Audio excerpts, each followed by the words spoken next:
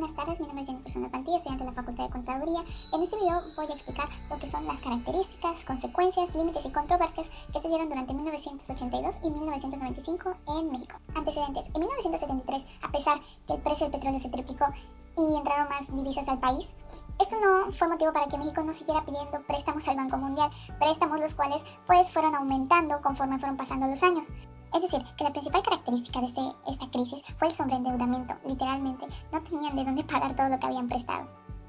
Por consiguiente, hubo muchos choques externos, los cuales los principales fueron con Estados Unidos, ya que ellos aumentaron sus intereses y asimismo la reducción del ingreso petrolero, que pues México dependía totalmente de eso para pagar las deudas. Luego, la reducción drástica de los préstamos. Nadie le quería prestar a México, ya que estaban viendo que literalmente estaba usando todas sus reservas para poder pagar sus deudas. Y por último, la fuga de capitales, es decir, que mucho capital salió de México entre 1981 y 1982 y se estima que fue cerca de 29.000 millones de dólares que salieron de México como fuga de capitales. Ahora, en cuanto al ajuste estructural, es decir, las medidas que usaron para levantar la economía del país, la primera es la devaluación de la moneda. Fue la principal característica que se vio durante este periodo. Asimismo, el aumento de las tasas de intereses de los créditos a los mexicanos, la nacionalización de los bancos para que estos pudieran asumir sus deudas y no ir a la quiebra, y finalmente las condiciones impuestas por instituciones internacionales como lo son el Fondo Monetario Internacional y el Banco de Pagos Internacionales, que otorgaron préstamos a México bajo la condición de que todos los fondos fueran destinados a pagar sus deudas. En cuanto a la apertura comercial, es decir, la capacidad que México tenía para intercambiar bienes y recursos con otros países, tenemos que su principal objetivo era generar una mejor asignación de recursos y aumentar la diversificación del consumo. La apertura inició en 1982. Asimismo, hubo la reducción de aranceles, donde México básicamente se comprometía a no imponer tarifas de más del 50%. Esto en un tratado que veremos más adelante. Asimismo, hubo una apertura bilateral y multilateral. Esto hizo que las exportaciones y las importaciones crecieran. Sin embargo, los efectos a la balanza comercial fueron negativos. Ahora vamos con la liberalización económica y el ingreso del GATT. La liberación económica es un modelo en el cual se restringe toda regulación estatal sobre el ámbito empresarial, es decir, el libre comercio y la libre empresa.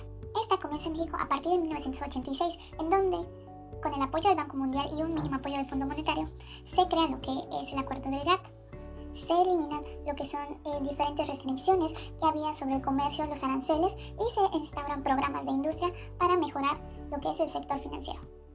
Uno de los principales pasos hacia la liberalización comercial de México fue lo que es el ingreso del GATT, que es el Acuerdo General sobre los Aranceles y Aduaneros del Comercio en 1986, que fue impuesto por el Fondo Monetario Internacional y el Banco Mundial y otras instituciones multilaterales en julio de 1985. Más adelante hablaremos de cuáles fueron las consecuencias de este. Sin embargo, continuando con la liberalización, tenemos que Salinas privatizó empresas que habían sido nacionalizadas. Entre las pocas que dejó fue la luz energética, que es lo de la CFE, y el petróleo, que hasta ahorita es Pemex. Asimismo, en 1992 se creó lo que es un tratado de libre comercio entre Estados Unidos, Canadá y México. Y asimismo para este también aumentó lo que fue un poco los salarios para que se contrastara con la inflación y esta pudiera estabilizarse un poco. El ingreso del GATT a México marcó lo que fue el cambio estructural y asimismo la apertura comercial unilateral de México, favoreciendo lo que es la economía mexicana y haciéndola más eficiente. Por lo tanto, esto le permitió a México ser más competitivo en el mercado mundial y sentó las bases para que México pudiera tener el Tratado de Libre Comercio que mencionamos anteriormente. Ahora vamos con los límites y consecuencias de la FOBAPROA. La FOBAPROA fue básicamente un programa hecho por Carlos Salinas de Gortari en 1990, donde básicamente su objetivo era rescatar a los bancos que estaban en quiebra, puesto que ya no tenía dinero por el masivo retiro de depósitos. Esto se hacía con el fin de que ellos tuvieran la capacidad para financiar o comprar una cartera a la banca mundial. Básicamente fue un fondo de contingencia que se iba a usar para ese fin. El porqué de las críticas en cuanto a FOBAPROA fue más que nada por la falta de transparencia. No se sabía realmente a quién estaba beneficiando este programa, ya que todo estaba muy opaco y como tal había muchas dudas hacia dónde iban destinados cada uno de los montos. Este programa tenía como objetivo proteger los depósitos de 13 millones de personas. Sin embargo, hubo denuncias a este programa, puesto que hubo enriquecimiento ilícito hacia ciertas personas.